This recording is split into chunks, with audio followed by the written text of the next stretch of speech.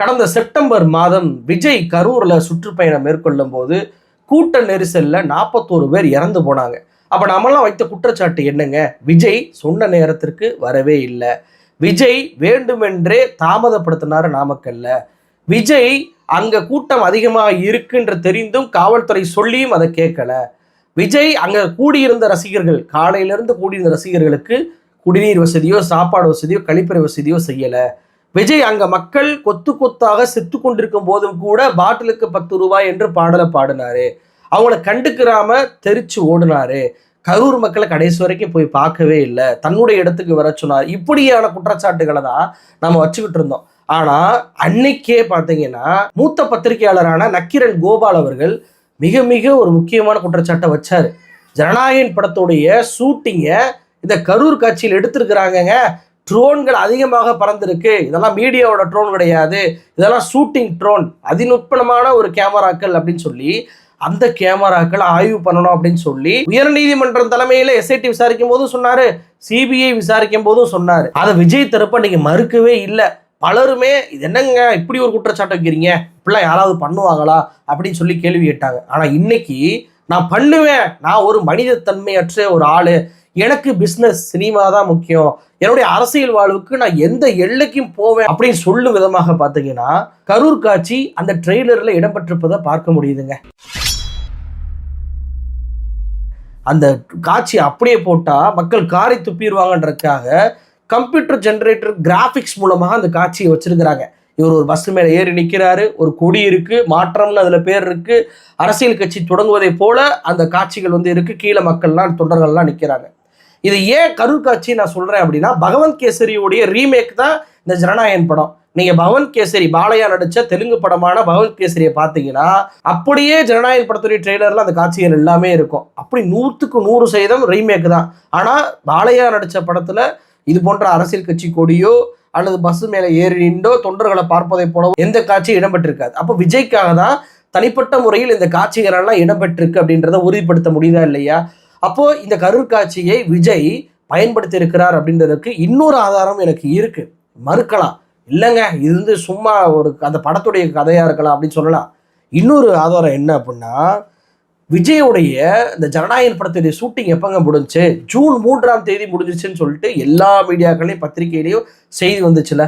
June 9ஆம் தேதி தான் அருண்ராஜ் ஐஆர்எஸ் என்பவர் இந்த டிவிகே கட்சியில போய் சேர்றாரு விஜய் சந்திச்சு. ஏன்னா கரூர் சம்பவத்துக்கும் ஜனநாயகன் படத்துடைய படப்பிடிப்புக்கும் அருண்ராஜ் ஐஆர்எஸ் சேர்ந்ததுக்கு என்னங்க சம்பந்தம் சொல்லி கேட்குறீங்களா? சம்பந்தம் இருக்கு. என்ன சம்பந்தம் அப்படின்னா, இந்த ட்ரெய்லர்ல பார்த்தீங்கன்னா ஒரு இடத்துல அருண்ராஜ் ஐஆர்எஸ் விஜயோட சேர்ந்து வர்றாரு. அந்த காட்சி இடம்பெற்றிருக்கு. நான் கேட்குறேன், ஜூன் 3ஆம் தேதியே படத்தோட ஷூட்டிங் எடுத்து முடிச்சிட்டிங்க அப்படின்னா ஜூன் 9ஆம் தேதி டிவிகேவில் சேர்ந்த அருண்ராஜ் ஐஆர்எஸ் எப்படி அந்த படத்தை நடிச்சார்? ஒருவேளை அவர் முன்னாடியே நடிச்சிருக்கலாங்க, அதுக்கப்புறம் டிவிகேல நடிச்சிருக்காங்களான்னு சொல்ற வாதம் வைக்கிறாங்கன்னா, அவர் மே மாதம் தான் விஆர்எஸ் வாங்குறாரு. அப்போ அரசாங்கத்துடைய பதவியில் இருக்கும்போது சினிமாவில் நடிக்க முடியாது. அப்படின்ற பட்சத்தில் அவர் மே மாதத்திற்கு முன்பு அந்த ஷூட்டிங்கில் இடம்பெற்றிருக்க மாட்டார். அப்போ ஜூன் மாதத்திற்கு பின்பு தான் இந்த காட்சி எடுக்கப்பட்டிருக்கு அப்படின்றத தெரிஞ்சு கொள்ள முடியுதா? ஜனநாயகன் படத்துடைய இறுதி படப்பிடிப்பு முடிவு என்பது ஜூன் 3ஆம் தேதி அல்ல அப்படின்றதுக்கு அருண்ராஜ் ஐஆர்எஸே ஒரு சாட்சியாக இருக்கிறாரா இல்லையா? நீங்க அந்த கரூர் காட்சி நான் காம்பன்ல அந்த காட்சியில விஜய் போட்டிருக்க சட்டையும் அருண்ராஜ் ஐஆர்எஸோடு சேர்ந்து வரக்கூடிய அந்த விஜய் போட்டிருக்க சட்டையும் ஒண்ணு, மாற்றமே இல்லை.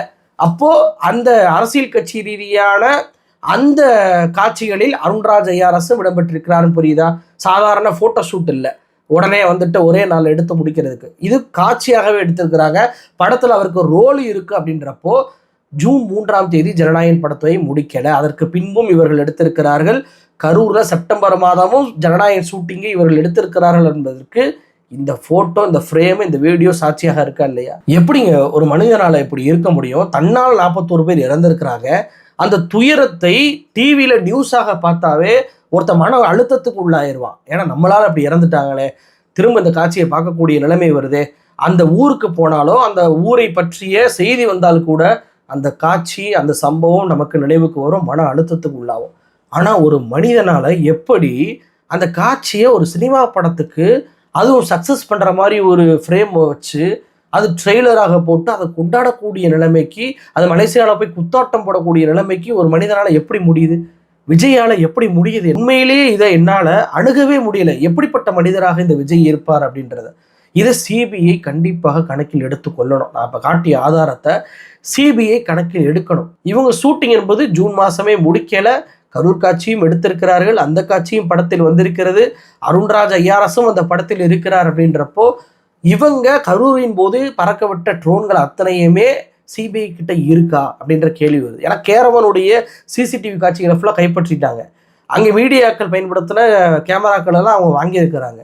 அப்போ ட்ரோன்கள் எந்த அடிப்படையில் அவங்களுக்கு போச்சா அல்லது மறைக்கப்பட்டிருக்கா, என்ன ஏது என்பதே தெரியலை. அப்படின்றப்போ ட்ரோன்கள் ஒருவேளை சிபிஐ கிட்ட இருந்தால் அதை இந்த படத்துடைய ட்ரெய்லரோட ஒப்பிட்டு கண்டிப்பாக விஜயை கைது செய்யணும். இந்த வழக்கில் A1 குற்றவாளியாக விஜயை சேர்க்க வேண்டும் அப்படின்றதற்கு இந்த ஒரு காட்சியை போதும். இவர் திட்டமிட்டு படத்துடைய ஷூட்டிங் பண்ண வேண்டும் என்பதற்காக, கூட்டத்தை கூட்ட வேண்டும் என்பதற்காக தான் தாமதமாக வந்திருக்கிறார். நாமக்கல்லிருந்து பல பேரை அழைத்து வந்திருக்கிறார். அவங்களுக்கு குடிநீர் வசதியிலேருந்து எந்த வசதியும் ஏற்பாடு பண்ணாமல் இருந்திருக்கிறார் அப்படின்றத இதன் மூலமாக புரிஞ்சுக்கிற முடியுதா இல்லையா? அப்போ விஜய்க்கு ஜனவரி 2வது வாரத்தில் சம்மன் அனுப்பக்கூடிய சிபிஐ இது குறித்து கண்டிப்பாக கேள்வி கேட்க வேண்டும் என்ற கோரிக்கை வைக்கிறேன். அது மட்டும் இல்லைங்க, இந்த கரூர் சம்பவத்தை வச்சு நேற்றைக்கு ஒரு விஷயம் நடந்திருக்கு. சிபிஐ நேர்மையான அமைப்பா இல்லையா என்பதற்கு அது ஒரு சாட்சியாகவே அமைஞ்சிடும். பாஜக மாநில தலைவராக இருக்கக்கூடிய நயினார் நாகேந்திரனுடைய சுற்றுப்பயணம் புதுக்கோட்டையில் முடியுது. அமித்ஷா அந்த கூட்டத்தில் வந்து கலந்துகிறார். அதுல நயினார் நாகேந்திரன் என்ன தெரியுமா சொல்றாரு? இன்றைக்கு கரூரிலே ஒரு சம்பவம் நடந்தது. 41 பேர் இறந்து போனார்கள். தமிழகத்துடைய வெற்றி கழகத்துடைய தலைவர் வருகிறார். 12 மணிக்கு வருகிறேன் என்று சொல்லிவிட்டு 7 மணிக்கு வருகிறார். ஆனால் நடந்தது என்ன? அங்கு 41 பேர் இறந்து போனார்கள். உடனடியாக இரவோடு இரவாக முதலமைச்சர் ஸ்டாலின் அவர்கள் வருகிறார்கள். 41 பேருக்கும் போஸ்ட்மார்ட்டம் பண்ணப்படுகிறது. யாரை காப்பாற்றுவதற்காக? கரூரிலே இருக்கிற முன்னாள் அமைச்சர் செந்தில் பாலாஜி காப்பாற்றுவதற்காக.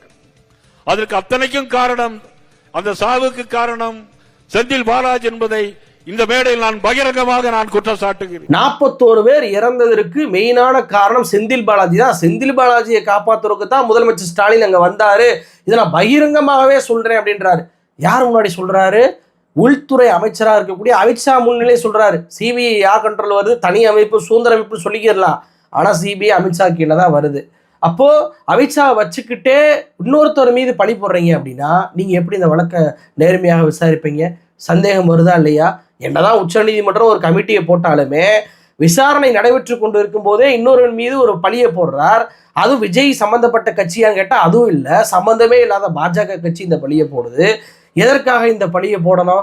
அப்போ நயினார் நாகேந்திரனுக்கு ஏதோ ஒரு விஷயம் தெரிஞ்சிருக்கு. அப்போ நயினார் நாகேந்திரனுக்கு நேர்மையான அமைப்பு சிபிஐ என்றால் சம்மன் அனுப்பணுமா இல்லையா? சம்மன் அனுப்பி எந்த அடிப்படையில் நீங்க செந்தில் பாலாஜி மீது குற்றம் சொல்றீங்க? அதுவும் பகிரங்க குற்றச்சாட்டை சொல்றீங்க. நாட்டுடைய உள்துறை அமைச்சர் வச்சுக்கிட்டே இப்படி குற்றச்சாட்டை சொல்றீங்களே, உங்ககிட்ட இருக்க ஆதாரத்தை கொடுங்க அப்படின்னு சொல்லி கேட்கணுமா இல்லையா? கேட்குமா அந்த சிபிஐ? நேர்மையான அமைப்பு, தனித்துவமான அமைப்பு, சுதந்திரமான அமைப்பு அப்படின்னா நயினார் நாகேந்திரனுக்கு சம்மன் அனுப்பி அதை சிபிஐ விசாரித்தால் மட்டும்தான் அது நேர்மையான அமைப்பு. இல்லை என்றால் பாஜக சிபிஐ மூலமாக விஜயை கைப்பற்றுவதற்கான ஒரு கூண்டு கிளியாக தான் மக்கள் பார்ப்பாங்க அப்படின்றதான் என்னுடைய பார்வை. விஜய் இந்த கரூர் காட்சியை மட்டும் படத்துல வைக்கலைங்க. இவருடைய அரசியல் விஷயத்திற்காக பல்வேறு விஷயங்களை இவர் செய்யறார். படத்துடைய அந்த ட்ரெய்லர்ல பாத்தீங்கன்னா டிவிக்கேன்னு வர்ற மாதிரி தளபதி வெற்றி கொண்டான்ற பெயரை வைக்கிறார். அதை யாரை சொல்றான்னு பார்த்தா புசி ஆனந்த். படத்துல அருண்ராஜ் ஐஆர்எஸ் எப்படி நடிச்சிருக்கிறாரோ அதே போல புசி ஆனந்தையும் நடிக்க வச்சிருக்கிறாரு. கட்சியிலையும் புசி ஆனந்த் தான் தளபதி, இதுலயும் புசி ஆனந்த் விஜயை போலக்கூடிய ஒரு வகையில ஏற்பாடு பண்ணியிருக்கிறார். 2 பக்கம் யானைகள் வர்ற மாதிரி ஒரு ஏற்பாடு கரூர் காட்சி. இப்படி தன்னுடைய அரசியல் பிரவேசத்தை எப்படியாவது படத்தின் மூலமாக காட்டிடணும் அப்படின்ற மெனக்கேடு விஜய்கிட்ட இருப்பது தெரிஞ்சுக்கிற முடியுதா இல்லையா? அப்ப வினோத்துடைய படம் இல்லது, விஜயுடைய படம், விஜயுடைய அரசியல் டீம் இவருக்காக இந்த படத்தை வினோத் பேர்ல எழுதியிருக்கிறாங்க அப்படின்றது புரியுதா? இதோட ஒரு கொடுமை என்ன தெரியுமா? விஜய் இதுல பேசக்கூடிய டைலாக் தாங்க என்னால ஜீரணிக்க முடியல. இந்த டைலாக்கை விஜய் பேசுவதற்கு குறைஞ்சபட்ச அருகதை இருக்கா? அவர் என்ன சொல்றாரு? மக்களுக்கு நல்லது பண்ண அரசியலுக்கு வர சொன்னா கொள்ளையடிப்போம், கொலை பண்ணுவதுக்கு தான் வருவீங்களா அப்படின்னு சொல்லி கேட்கிறாரு. யாருங்க கொள்ளையடிச்சா, யாருங்க கொலை பண்ணா? விஜய் இவருடைய கட்சியில பதவி வாங்கணும் அப்படின்னா மாவட்ட செயலாளர்கள் லட்சக்கணக்கில் பணம் வாங்குறாங்கன்ற குற்றச்சாட்டுக்கு சமீபத்தில் அந்த கட்சியுடைய அலுவலகம் முற்றுகையிடப்பட்டுச்சு. மதுரையில் மிகப்பெரிய போராட்டத்தை பண்ணாங்க, திருச்சியில வந்து போராட்டம் பண்ணாங்க.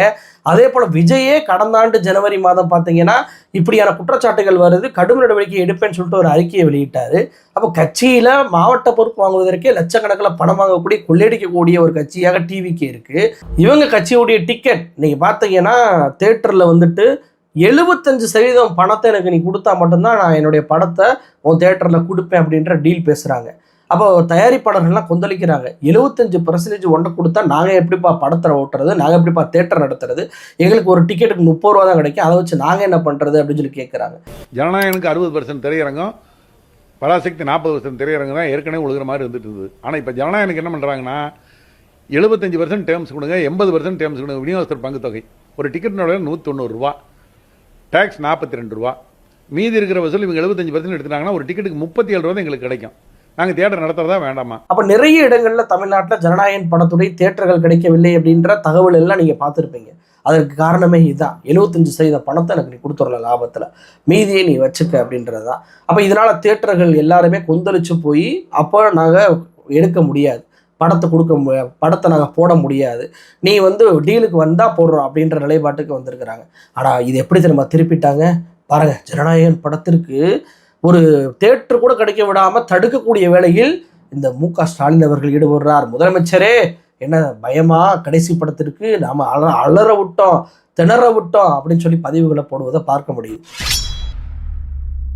எப்படி விஜய் பிளான் பண்ணி பண்றாரு பாருங்க. இவர் காசுக்காக 75% பணத்தை கேட்டுட்டு அதுக்கு தேட்டர் ஓனர்கள் முடியாதுன்னு சொல்வதற்கு முதலமைச்சர் மீது பழிபடக்கூடியதை பார்க்க முடியுது. இதை விட கொடுமை என்னன்னா, இந்த டிக்கெட்டுகளை எல்லாம் 150 ரூபா, 180 ரூபாய்க்கு, 190 ரூபாய்க்கு அரசாங்கம் நிர்ணயம் பண்ணதுல இந்த டிக்கெட்டுகளை ஃபுல்லாக மாவட்ட செயலாளர் வாங்கிட்டு எல்லாருக்கும் 1000 ரூபா, 1500 ரூபான்னு பிளாக்ல விற்கிறானுங்க மாவட்ட செயலாளரே. அப்போ இப்படி நிலைமையில வச்சுக்கிட்டு இவங்க கொள்ளையடிக்கிறத பத்தி பேசுறாரு. கொள்ளையடிப்பதற்கு அரசியலுக்கு வர்றீங்க அப்படின்னு சொல்லிட்டு, அப்ப நீ அரசியலுக்கு வராமையே கொள்ளையடிச்சுக்கிட்டு இருக்கியே. இதோட குடும்ப சான்றிதழுங்க, தணிக்கை சான்றிதழ், அதாவது சென்சார் போர்டு கொடுக்கக்கூடிய சான்றிதழ் ஜனநாயகன் படத்துக்கு வரல அப்படின்றக்காக அதையும் தடுப்பது யாரோ அப்படின்னு சொல்றாரு சிடிஆர் நிர்மல்குமார். ஏன்னா முதலமைச்சர் மீது அப்பதான் பழி போடுவாங்க, அதையும் முதலமைச்சர் மீது பழி போடுறது. யாரோன்னு எதுக்கு சொல்றீங்க? மோடி தான் சொல்லுங்க, அமித்ஷா தான் சொல்லுங்க. அவங்க தான் இந்த மாதிரி ஒன்றிய அரசு சென்சார் போர்டில் வச்சுக்கிட்டு படத்தை வெளியிட மாட்டாங்கன்னு சொல்ல வேண்டியதான். ஏன் சொல்ல மாட்டீங்க? மோடி மீது பழி போட்டக்கூடாது, முதலமைச்சர் மீது பழி போட்டுடலாம். இங்கே தன்னுடைய ரசிகர்களை அதன் மூலமாக அணிதிரட்டி வாங்கடா படத்தை ஓட வைப்போம், அந்த முக்கப்படமான பவன் கேசரியை ஓட வைப்பதற்கு இப்படியெல்லாம் சூழ்ச்சிகளை இந்த தாவேகாவினர் செய்வதை பார்க்க முடியுது. அப்போ கொள்ளை அப்படின்றத பற்றி பேசுவதற்கு விஜய்க்கு அருகதில்லைன்னு தெரிஞ்சு போச்சா? கொலைக்கு வரும். 41 பேரை கொண்டது யார்? அந்த 41 பேரை கொன்று விட்டு தெரிச்சு ஓடுனது யார்? இதில் ஒரு டைலாக் கொடுறாரு. என்ன டைலாக்கு? நான் வந்துட்டு என்னைய வந்து பழிவாங்க நினச்சிங்கன்னா, என்னை அசிங்கப்படுத்தணும்னு நினச்சிங்கன்னா நான் திரும்பி போவதற்கான வழியே இல்லை, ஐ எம் கம்மிங் அப்படின்றார். எங்கப்பா கம்மிங்? நீங்கள் கரூருக்கு வந்தீங்களா? கரூர் மக்கள் பாதிக்கப்பட்டு இறந்த பிறகு அந்த இளவு வீட்டுக்காவது போய் சந்திச்சிங்களா? ஆறுதல் சொன்னீங்களா? உங்களை தொண்டர்களை சந்திப்பதற்காக நீங்கள் போகிறீங்களா? மாநாட்டுக்கு வரும்போது இறந்து போகிறானே அவனையாவது நேரில் போய் பார்க்குறீங்களா? எதுவுமே கிடையாது. ஐ எம் கம்மியா. எங்கே தான் வர போகிறீங்க எனக்கும் தெரியலை. பனையூர்லேயே உட்காந்துக்கிறீங்க. பனையூர்லேருந்து காரில் வருவதற்கே இவ்வளவு அலும்பல்கள், உங்களுக்கு இவ்வளவு பாதுகாப்பு வேணும், அது வேணும், இது வேணும் அப்படின்னு சொல்லி கேட்குறீங்க.